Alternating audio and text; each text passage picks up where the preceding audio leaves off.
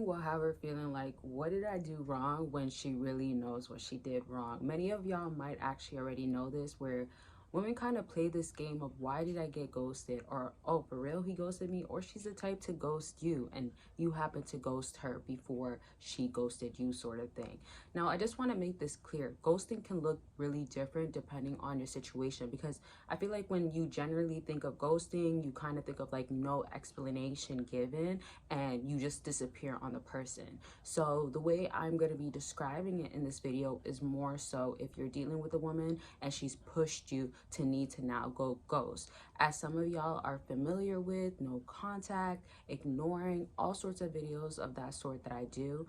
So this kind of is the same thing, but I want to explain it kind of in a different way today. So I really wanted to be clear that I want y'all to get, when you're dealing with women, you definitely do want to make sure that you know if she's made you be pushed too far, basically if you have to draw the line, right? Because when you get to a point of needing to ghost her, that means no communication, but in other words, you kind of just go, not necessarily disappear. And disappearing, you know, can be like a big thing or can be very close to ghosting. But like, let's say she's done a few things. Let's say it's the third time that she's left you on red, right? Or let's say it's the third time or the second time she's called you out of your name, try to belittle you, try to make you feel less than a man, try to tell you, oh, other guys can do this, you can't even do this, like stuff like that, right?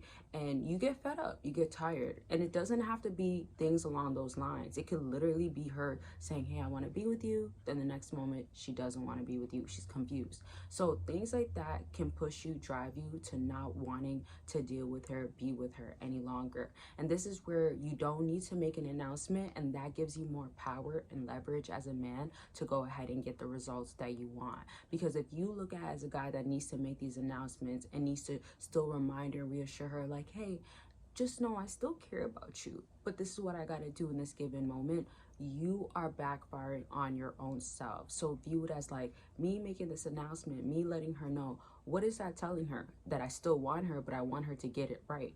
But you've been showing to her you want her to get it right. You've been good to her. That should be enough for her to get it right, okay? So before I continue on, y'all already know, give this video a big thumbs up. And question of the video is gonna be, did you ever ghost a woman, or how have you ended things? And also kind of think of like, are you the type of guy that feels like I don't want to just stop talking to her? I know sometimes it's very much like you care about her, you have feelings, but I just think sometimes females don't need to hear it. And when we're talking about leverage, or we're talking about, okay, like you made it clear to this woman, no way, I'm not dealing with it. You're not going to have me as a beta male. You know, those words still we use, or I haven't used it in a while. Simp, y'all already know. So these things are not things that you might want to portray or give off.